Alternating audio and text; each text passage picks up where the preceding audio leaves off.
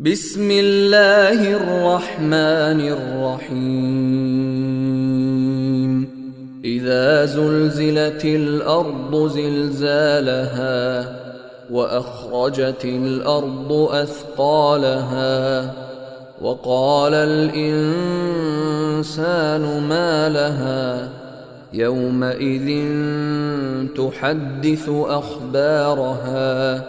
بأن ربك أوحى لها يومئذ يصدر الناس أشتاتا ليروا أعمالهم فمن يعمل مثقال ذرة خيرا يره ومن